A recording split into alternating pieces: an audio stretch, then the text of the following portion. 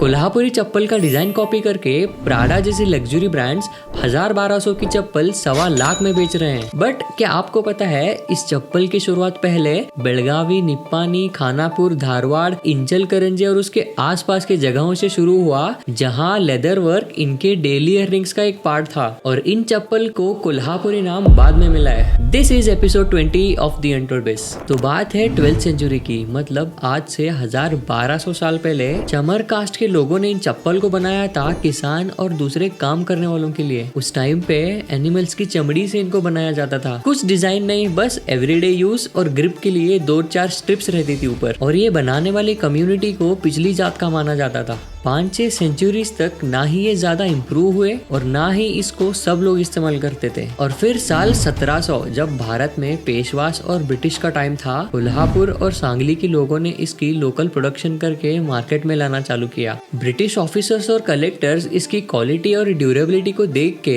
अपने लिए custom sandals बनवाने लगे। बट अब तक इनको कोल्हापुरी चप्पल नहीं कहते थे। स्लोली इन चप्पल को लोग अडाप्ट करने लगे और टाइम के साथ इसका डिजाइन स्लाइटली इम्प्रूव होना शुरू हुआ। और फिर साल 1920 में मराठा रॉयल फैमिलीज ने इस फुटवेयर को एक अपॉर्चुनिटी की तरह देखा और अपने लोकल कारीगरों को बढ़ावा देने के लिए अपने रूरल एरियाज जैसे अथनी, कोल्हापुर और निप्पानी के लेदर वर्कर्स को कमीशन बेसिस पे अपने रॉयल महलों के लिए ओपन टो और क्रिस क्रॉस डिजाइन के सैंडल्स बनवाना शुरू किए। और टाइम के साथ ये चप्पल रॉयल गेस्ट्स और ब्रिटिश ऑफिसर्स को गिफ्ट देने में काम आने लगे और यहीं से कोल्हापुरी चप्पल के नाम की शुरुआत हुई। मराठा रॉयल फैमिलीज इन चप्पल और सैंडल्स में अपने अकॉर्डिंग कस्टमाइज्ड ऑर्नामेंट्स और स्टिचेस करवा के यूज करने लगे। और ये कोल्हापुरी चप्पल और उसके डिजाइन्स सांगली, बेलगावी और बागलकोट और आसपास के जगहों में बहुत तेजी से स्प्रेड होने लगे। कुछ टाइम के बाद ये बहुत पॉपुलर हो गए और धीरे धीरे कोल्हापुरी चप्पल रूरल्स लोगों की शान होने लगी। और एक कोल्हापुरी चप्पल 10 साल तक आराम से चल सकती है। कुछ टाइम के बाद इसकी पॉपुलैरिटी की वजह से दिल्ली और आगरा में ग्लू और प्लास्टिक से बनी हुई फेक कोल्हापुरी चप्पल बिकने लगी। और इस मार्केट कॉम्पिटिशन की वजह से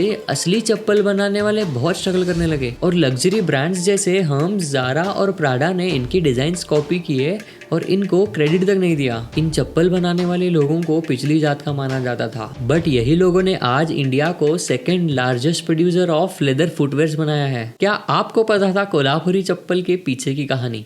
और क्या आप कभी इन चप्पल को यूज किए हो? मुझे कमेंट्स में बताओ। आगे और ऐसे अनटोल्ड स्टोरीज के लिए फॉलो एंड सब्सक्राइब।